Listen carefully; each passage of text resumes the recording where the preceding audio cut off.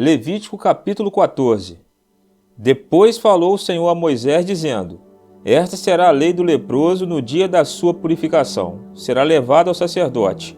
E o sacerdote sairá fora do arraial, e o sacerdote o examinará. E eis que, se a praga da lepra do leproso for sarada, então o sacerdote ordenará que por aquele que se houver de purificar, se tomem 2 aves vivas e limpas, e pau de cedro, e carmesim, e hisopo. Mandará também um sacerdote que se degole uma ave num vaso de barro sobre águas vivas, e tomará a ave viva e o pau de cedro e o carmesim e o hisopo, e os molhará com a ave viva no sangue da ave que foi degolada sobre as águas correntes. E sobre aquele que há de purificar-se da lepra, aspergirá 7 vezes, então o declarará por limpo, e saltará a ave viva sobre a face do campo. E aquele que tem de purificar-se lavará suas vestes e rapará todo o seu pelo, e se lavará com água, assim será limpo. E depois entrará no arraial, porém ficará fora da sua tenda por 7 dias. E será que ao 7º dia rapará todo o seu pelo, a sua cabeça e a sua barba e as sobrancelhas, sim, rapará todo o pelo, e lavará as suas vestes, e lavará a sua carne com água, e será limpo. E ao 8º dia tomará 2 cordeiros sem defeito e uma cordeira sem defeito de 1 ano, e 3 dízimas de flor de farinha para oferta de alimentos, amassada com azeite, e 1 log de azeite. E o sacerdote que faz a purificação apresentará o homem que houver de purificar-se, com aquelas coisas, perante o Senhor, à porta da tenda da congregação. E o sacerdote tomará um dos cordeiros, e o oferecerá por expiação da culpa, e o log do azeite, e os oferecerá por oferta movida perante o Senhor. Então degolará o cordeiro no lugar em que se degola a oferta da expiação do pecado e o holocausto, no lugar santo, porque quer a oferta da expiação da culpa, como a da expiação do pecado, é para o sacerdote, pois a santíssima é. E o sacerdote tomará do sangue da expiação da culpa, e o sacerdote o porá sobre a ponta da orelha direita daquele que tem de purificar-se e sobre o dedo polegar da sua mão direita, e no dedo polegar do seu pé direito. Também o sacerdote tomará do log de azeite, e o derramará na palma da sua própria mão esquerda. Então o sacerdote molhará o seu dedo direito no azeite que está na sua mão esquerda, e daquele azeite com o seu dedo aspergirá 7 vezes perante o Senhor. E o restante do azeite que está na sua mão, o sacerdote porá sobre a ponta da orelha direita daquele que tem de purificar-se, e sobre o dedo polegar da sua mão direita, e sobre o dedo polegar do seu pé direito, em cima do sangue da expiação da culpa. E o restante do azeite que está na mão do sacerdote, o porá sobre a cabeça daquele que tem de purificar-se. Assim o sacerdote fará expiação por ele perante o Senhor. Também o sacerdote fará a expiação do pecado, e fará expiação por aquele que tem de purificar-se da sua imundícia, e depois degolará o holocausto. E o sacerdote oferecerá o holocausto e a oferta de alimentos sobre o altar. Assim o sacerdote fará expiação por ele e será limpo. Porém, se for pobre, e em sua mão não houver recursos para tanto, tomará um cordeiro para expiação da culpa em oferta de movimento, para fazer expiação por ele, e a dízima de flor de farinha amassada com azeite para oferta de alimentos, e 1 log de azeite. E 2 rolas ou 2 pombinhos, conforme as suas posses, dos quais um será para a expiação do pecado e o outro para o holocausto.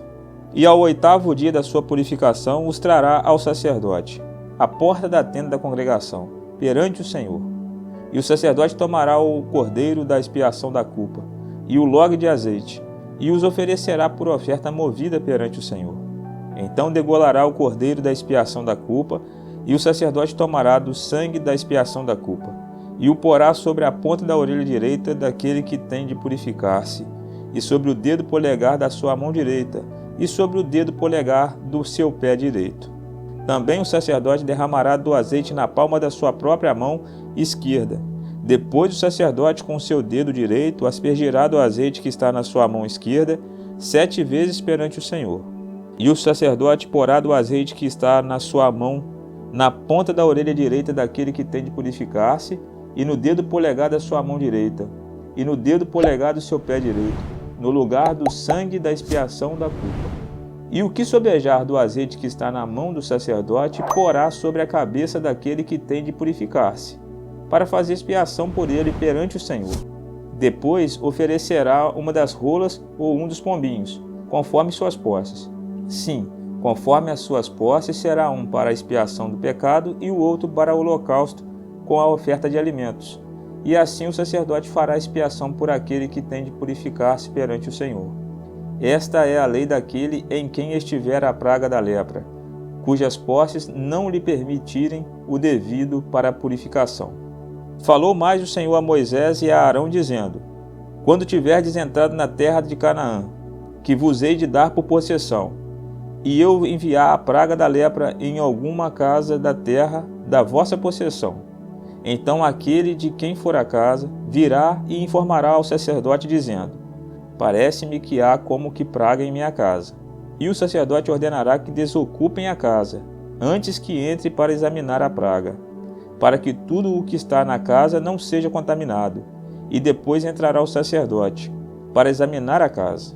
E vendo a praga, e eis que se ela estiver nas paredes da casa em covinhas verdes ou vermelhas, e parecerem mais profundas do que a parede, então o sacerdote sairá da casa para fora da porta, e fechará a casa por 7 dias.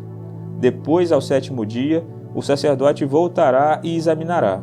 E se vir que a praga nas paredes da casa se tem estendido, então o sacerdote ordenará que arranquem as pedras que estiver a praga, e que as lance fora da cidade num lugar imundo. E fará raspar a casa por dentro e ao redor, e o pó que houverem raspado lançarão fora da cidade num lugar imundo. Depois tomarão outras pedras e as porão no lugar das primeiras pedras, e outro barro se tomará, e a casa se rebocará. Porém, se a praga tornar a brotar na casa depois de arrancadas as pedras e raspada a casa, e de novo rebocada, então o sacerdote entrará e examinará. Se a praga da casa se tem estendido, lepra roedora há na casa, imunda está. Portanto, se derribará a casa e as suas pedras, e a sua madeira, como também todo o barro da casa, e se levará para fora da cidade a um lugar imundo. E o que entrar naquela casa em qualquer dia em que estiver fechada será imundo até a tarde. Também o que se deitar a dormir em tal casa lavará suas roupas, e o que comer em tal casa lavará suas roupas. Porém, tornando o sacerdote a entrar na casa e examinando-a, se a praga não se tem estendido na casa, depois que a casa for rebocada, o sacerdote a declarará por limpa, porque a praga está curada. Depois tomará para espiar a casa 2 aves e pau de cedro e carmesim e hisopo, e degolará uma ave num vaso de barro sobre águas correntes. Então tomará o pau de cedro e o hisopo e o carmesim e a ave viva, e os molhará no sangue da ave degolada e nas águas correntes, e aspergirá a casa 7 vezes. Assim espiará aquela casa com o sangue da ave, e com as águas correntes, e com a ave viva, e com o pau de cedro, e com o hisopo, e com o carmesim. Então soltará a ave viva para fora da cidade, sobre a face do campo. Assim fará expiação pela casa e será limpa. Esta é a lei de toda a praga da lepra e da tinha, e da lepra das roupas e das casas, e da inchação e das pústulas e das manchas lustrosas, para ensinar quando alguma coisa será imunda e quando será limpa. Esta é a lei da lepra.